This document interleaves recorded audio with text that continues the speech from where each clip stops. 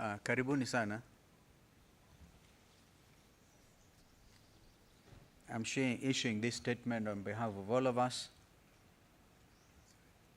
in the team that has now commonly been referred to as the People's Loyal Opposition. So my colleagues are fully behind this statement.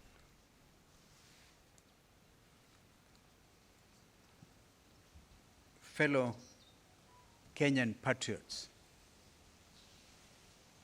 this is entitled Jamhuri Season Address, today December the 9th, 2024. I'll repeat, fellow Kenyan patriots, receive this message of seasonal greetings and goodwill wherever you may be in our country and beyond.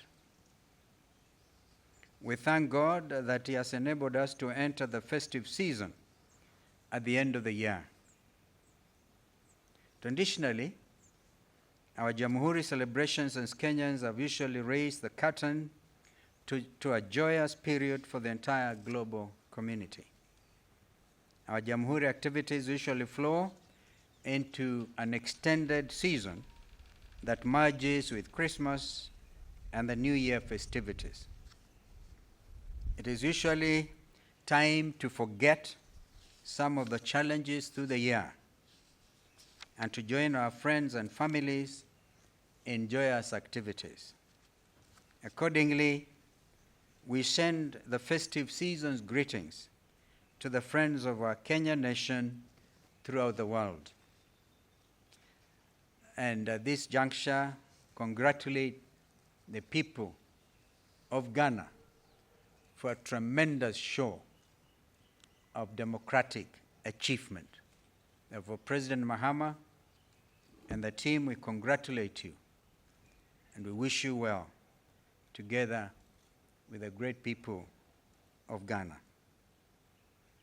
Nonetheless, we remain conscious of the hard times facing a majority of Kenyans, both as individuals and families this year.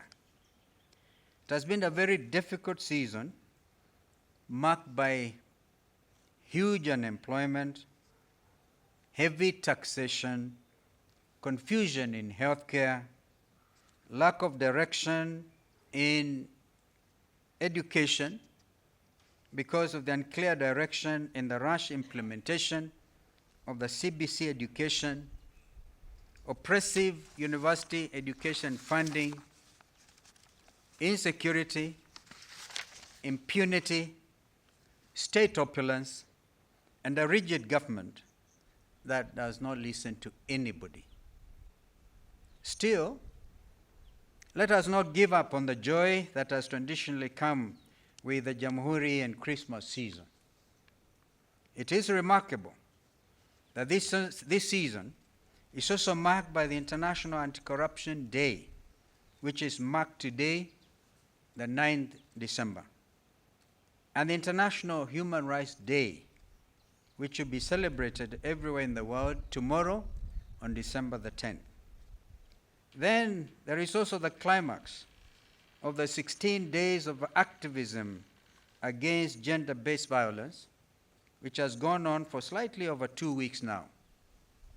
Put together with Jamhuri Day on Thursday this week, this is a truly significant season. We are called upon to solemnly reflect about the import and wider relevance of some of these remarkable days as citizens of our country and citizens of the greater global community. We are especially called upon to do an honest audit of our performance as a Kenyan nation in all the spaces that are being celebrated this week. What is the reading of our human rights record? For instance, what are we doing about winning the war against gender-based violence? What is the state of our self-determination as an independent nation and what have been the dividends of independence through the years? What gains have been made, if any, under the Kenya Kwanza regime? How have state authorities cushioned the citizens to give them meaningful comfort in what is traditionally a season of celebration after odious labor throughout the year? We regret that little of the ending year has brought us any good as a people. Our collective national life has been troubles, and nothing but troubles. There is indeed very little to celebrate under the Kenya Kwanza regime that must make the heroes of our independence turn in their graves.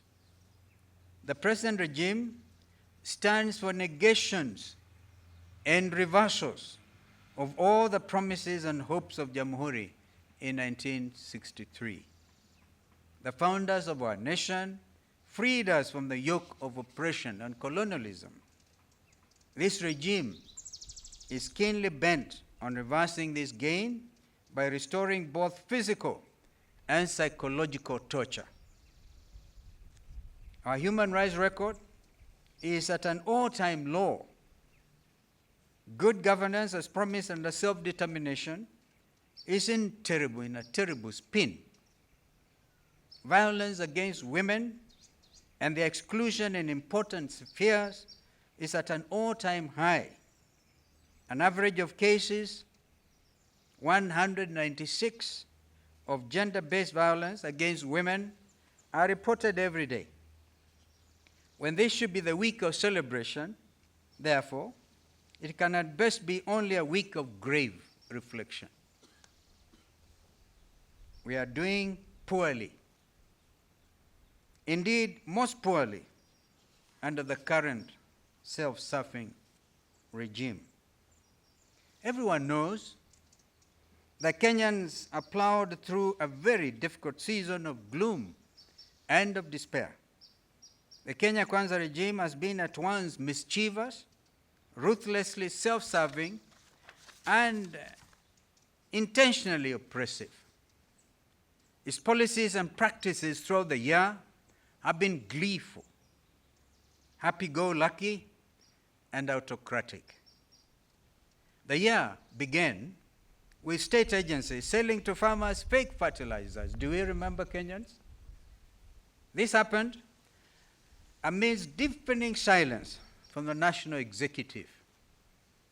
And when they finally spoke, they did so to rationalize and justify fraud against the citizens of Kenya. Bad seed was also sold to our farmers during the planting season. The most responsible perpetrators in all these fraudulent designs and activities got away scot-free, abetted by the state. Remember, even genetically modified foodstuffs are with us. In the wake of the fakery around fertilizers and seeds, Kenyans also suffered a thorough beating by Mother Nature.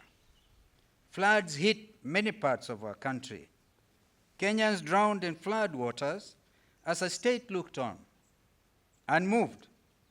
And when it intervened, it was to pull down people's homes. You remember, Madare? Remember? Without any effort at all to give them the comfort of alternative shelter. The Kenyan state reported that it had set aside hundreds of billions of shillings as floods disaster management funds. To date, we don't know what happened to those monies. Images of marooned families in the middle of heavy downpours and floods still haunt the conscience of men and women of goodwill. Forced demolitions still continue even today under one pretext or the other. The objective is to grab public land under the amorphous so-called, I quote unquote, affordable housing project. This project is shrouded in blatant opaqueness. This can only speak to corruption in high places in a compromised national state. Unfortunately, when Kenyans ask questions about this opaque project, they're accused of being unpatriotic, tribal, hostile to the government, and idle. Indeed, wenye upepo mbaya. Both the opacity and the hostility by the state against inquiry speak to only one thing: corruption. We have bad news for President William Ruto and his pawns. No amount of blackmail or intimidation will make us relent on asking questions about corruption in our country. We are going to talk about corruption, and we are going to fight it too. Like we did. We went to court against the Andani JKI takeover. No amount of threats, intimidation, abductions, and disappearances, or even killings, will stop us from demanding accountability. We are not just asking, we actually demand accountability. It is in accordance with the rule of law, in accordance with our Constitution 2010. It has also been a season of confusion and unrest in our schools, in our hospitals, and in our universities. Moi University is a glaring example of misrule. We have seen confusion in our airports and across the counties, all owing to what can only be described as felonious conduct by Kenya's national executive. Professional staff in these places have spent months at a time on strike. The government has failed to honor legitimate collective bargaining agreements with teachers, with university lecturers, with doctors and other health workers, as well as with university staff. Other Kenyans have gone on strike out of fear of loss of jobs and livelihoods due to reckless decisions and actions by a short-sighted and uncaring government that entered into such shameful deals as the obscure Adani tenders. There are such fears in the Airports Authority and among members of the now defunct National Health Insurance Fund, NHIF. Meanwhile, the Social Health Authority, SHA, that replaced NHIF, is in a state of thorough confusion. Kenyans are dying every day for want of health care because of the confusion in SHA. Was this SHA intended in the first place as a scam? Almost as if it has been in the grip of some mysterious forces from the spiritual world, Kenya Kwanza is visiting untold atrocities upon its citizens. This has been the season of abduction, disappearance, torture, and killing of Kenyan youth. In all this, the government has feigned ignorance. The year we are about to end will be recorded for the battering in the streets and for the killing of our Gen Z youth. Their only sin was that they came out to exercise democratic self-expression and to stage peaceful protests against an untrustworthy regime that has gone rogue. And how did the regime act? They did a parallel of goons to turn otherwise peaceful, legitimate protests upside down. Our youth protested against oppressive tax policies and against bad financial laws and practices. They demonstrated against shameless displays of opulence and of corruption in high places in government. For this, they were battered, their heads were violently opened in the streets. Those pictures outside the National Assembly are still fresh. in the minds of Kenyan parents. Their lives were taken away in the prime of youth. They were shoved into gunny bags and thrown into dump sites like bad rubbish. What government does this anywhere in the world in the 21st century? I recall when we had to go and join the people of Embakasi South and witness that terrible, terrible sight. If it was a responsible government, by now they would have sent the Army, National Youth Service to clean up that mess. But do they care? This regime is determined to reverse the democratic gains that Kenyans have made over the years. It has captured the legislature and reduced it to a cheap rubber stamp for the executive.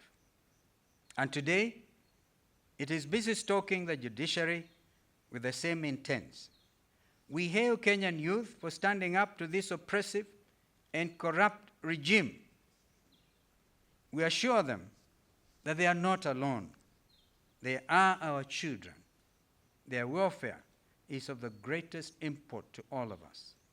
We shall not look on as their future is stolen from them by an uncaring regime. We are going to fight for you and with you, especially in the new year. To that extent, we will give direction not too long from now. Prepare for the start of what I call the final liberation of our country. We are sending a warning to the abductors and to the killing squads. The writing is on the wall. Your days are truly numbered. We intend to stop you, and indeed we shall stop you. For we have the cause to stop you, the will and the means also to stop you. While all indicators show that Kenya is on the wrong path, our sovereignty is not debatable, and it shall not be debatable. We shall regain our country from those who have conspired to steal our sovereignty, our resources, and our heritage. And for their own good, and for avoidance of any doubt, those who have conspired with the regime to steal from Kenyans should actually stay warned. You have targeted our strategic national resources and our assets, and we are targeting you. You have engaged in irregular deals with the Kenya Kwanza regime at your own risk. For this regime's days are numbered. As indeed has been indicated, the wind of change across the African continent, and indeed the whole world, from Bangladesh to now Ghana to Botswana, even recently in Namibia, where they ended up with the First Lady President. So, when they are over, Kenyans will not honor any irregular, illegal, or unconstitutional contracts, debts, business arrangements, or any other corrupt undertakings with any entity, local or foreign.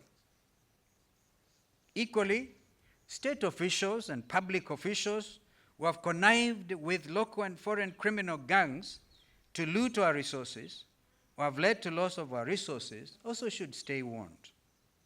Forensic investigations in your unlawful activities, as well as other special investigations in state capture, shall be conducted against you and against your partners in crime. To end the culture of corruption and impunity, we are going to deal with you firmly and decisively when the day comes, and I must give you some comfort, all in accordance with the rule of law. Elsewhere, we continue monitoring Kenya's performance on the international scene with mounting concern and bated breath. The debacle in Haiti, especially, especially an area of prime distress. Our police officers are in that country almost like hired mercenaries. Remember, there was a court ruling against that deployment. It has never, to the best of my knowledge, been lifted. Kenya Kwanza defied all the voices of reason, including court advisory, to send our officers to Haiti. This kind of impunity is hugely reprehensible. We cannot allow our country to become a rogue state on the international scene. We are closely looking into the matter of deployment to Haiti and will address it more comprehensively in the new year. Closely related to this is the fact that under Kenya Kwanza, our country is now gaining the dubious distinction and outrage of abducting foreign nationals on our soil and deporting them in sinister circumstances against all the known international norms. Kenya Kwanza began bringing us into disrepute in diplomacy from day one. This is a matter that calls for urgent correction. We are going to push for this to happen even before this regime leaves the stage. Fellow Kenyans, these are only a few among so many concerns in our country today. In a few days' time, they will paint a rosy picture of non-existent achievements over the past 2 years. As this regime has now distinguished itself as an edifice of dry-eyed lies, we urge you to ignore them with the contempt they deserve, knowing well that liberation is never too far.